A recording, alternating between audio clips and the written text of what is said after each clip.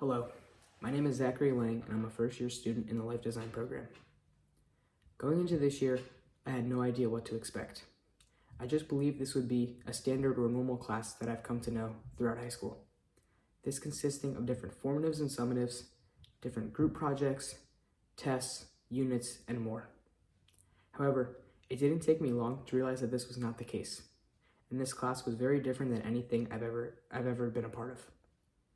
In this class, we had an entire year to focus on one project that we wanted to focus on, and it was chosen by ourselves and not our teachers.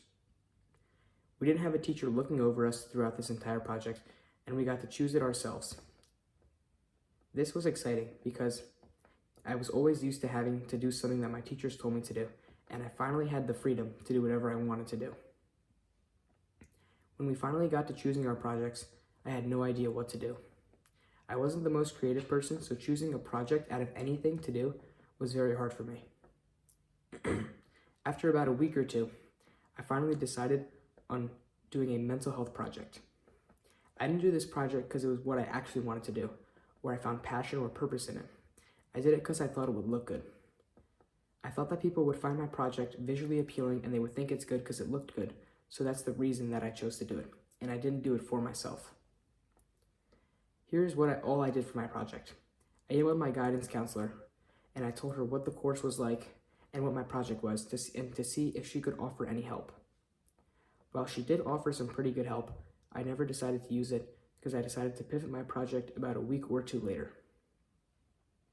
When I met with my teachers, I discussed that I had no passion in my previous project, and I discussed on what I wanted to do next. My teachers brought up a question that got me thinking. What do I want to do when I'm older? I had no idea what to say, and I've never known what I want to do when I grow up. And we discussed the fact that in school, if you work hard and get all the good grades, but you don't know what that's going to lead to, then what's really the point of it? What's the point of working hard for so long at something if it doesn't lead to anything in the end? So, this led to my second project, where I would discover my personality and hopefully find a career path by the end of the year. I decided to do the Myers-Briggs personality test, where I was given one of 16 personality tests after 100 questions, different traits like if I was introverted or extroverted, if I was an overthinker, and things of that nature. It would also tell me some people I was like, or some famous people that my traits were comparable to. After taking this test and doing it for about a week or two, I finally decided that I would take all the traits I got and the people I was like to try and find a career path from this. However, this really got nowhere. So, I then decided to pivot for a final time. I met with Mr. Daly and Mr. Madden and told them that I really didn't think I could go anywhere else with this project. Luckily enough, Mr. Daly had a database that one of his friends had created that was pretty relevant to my project. It was a life and life design database, where I could go through this database and go through the different videos, the different worksheets, the different PDFs and files and more, and find a couple things that I thought could not only help me in discovering my interests and helping me through the life design course, but also could help those around me.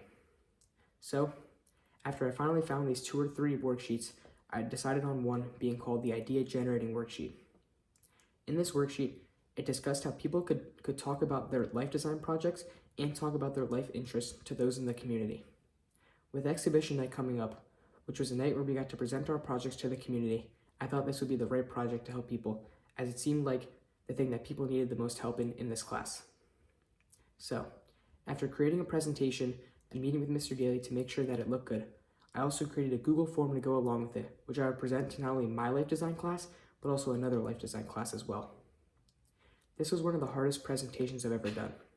Not because it was difficult to put the content on the slides or to create the Google form itself, but because it was something that only I was doing. In every class I've taken, when we had to do a presentation, I would go and give my presentation and try and get the best score on a rubric, and the person would go next and so on. But this time, out of all the people who were watching my presentation, there wasn't someone going next, and it was just me.